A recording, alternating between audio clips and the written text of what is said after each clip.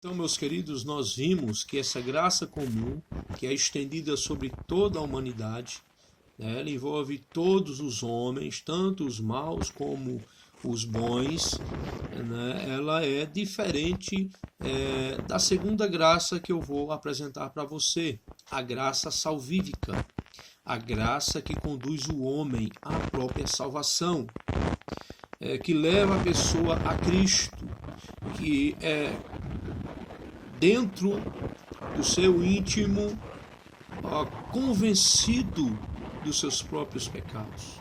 Aquele que convence o homem do pecado, da justiça e do juízo, o Espírito Santo, ele atua diretamente nos filhos e verdadeiros filhos de Deus, através desta graça salvífica.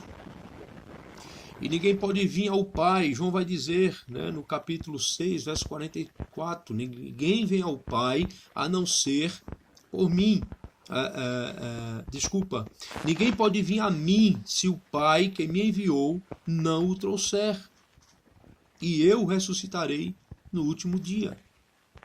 Então, meus amados irmãos, se o próprio Deus, ele não conduzir o homem a Cristo, e ele não fazer com que o homem se enxergue na sua pequenez e nos seus pecados, e se arrependa, e vá ao encontro de Cristo, este homem, ele não conheceu de forma alguma esta graça salvífica.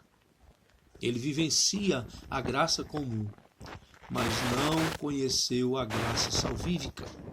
Porque a graça salvífica é ela que vai conduzir o homem ao arrependimento. É ela que vai conduzir o homem ao próprio Cristo.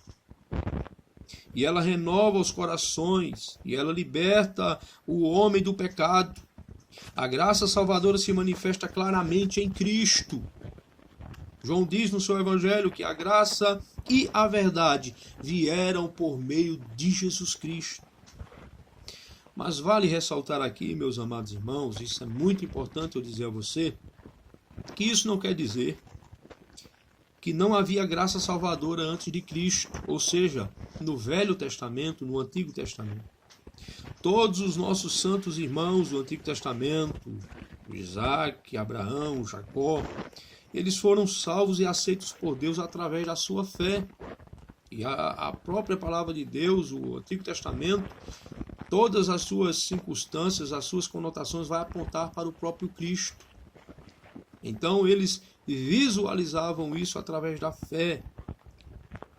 Então Deus prover, né, a esses irmãos também a oportunidade de terem fé, de visualizarem a própria salvação através da sua fé e também das leis de Deus, né? Dos mandamentos de Deus. O que João revela nesse texto é que em Cristo nós temos a plena revelação da graça salvadora de Deus.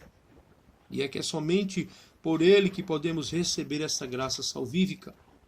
Mas nós, quando comparamos Hebreus capítulo 1 e o verso 1 e o verso 2 com o livro de João, no capítulo 1, 16 e 17, queria que depois você conferisse aí na palavra de Deus, nós vamos entender, meus irmãos, de uma forma clara, que o Velho Testamento, ela apresenta a revelação parcial de Deus.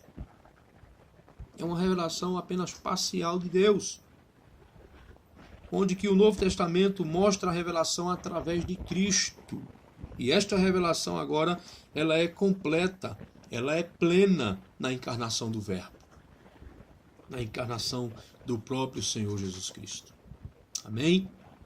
Então percebemos, meus irmãos, através dessa palavra, e esta graça é apresentada na palavra de Deus, que ela vem como demonstrando a bondade de Deus sobre a humanidade, tanto para a salvação, mas também como pela preservação da humanidade, o cuidado do mundo no contexto geral. Nós podemos ver isso em Jonas capítulo 4, verso 2, queria que você lesse aí na sua Bíblia, Nós também vemos que esta graça ela vem como demonstrando o Deus Todo-Poderoso como provedor, em Mateus 5, verso 45. Nós também vemos este Deus da graça vindo a nós como todas as riquezas oferecidas aos seus filhos, aqueles que creem, 2 Coríntios 8 e o verso 9. E nós vamos ver também que este Deus da graça, ele protege os crentes na dificuldade. 1 de Pedro, você vai ver isso, capítulo 5, verso 6 ao verso 10. Então a sua graça, ela vai estar estendida sem limites. Sem limites. Ela é uma fonte inesgotável, que vai dizer Romanos capítulo 5, verso 20. Sobreveio a lei para que avultasse a ofensa, mas onde abundou o pecado, superabundou a graça. Meus irmãos, essa graça é suficiente para todas as necessidades das pessoas. Pecadores trazem à cruz os seus erros, as suas falhas, e ele apresenta diante da cruz do Calvário. E este Deus de misericórdia, este Deus de graça, ele nos perdoa. Ele arranca o fardo que está sobre as nossas costas. Ele nos deixa leve. Ele nos purifica. Ela é suficiente. E ela é uma fonte inesgotável. Busque, meu irmão, nessa fonte.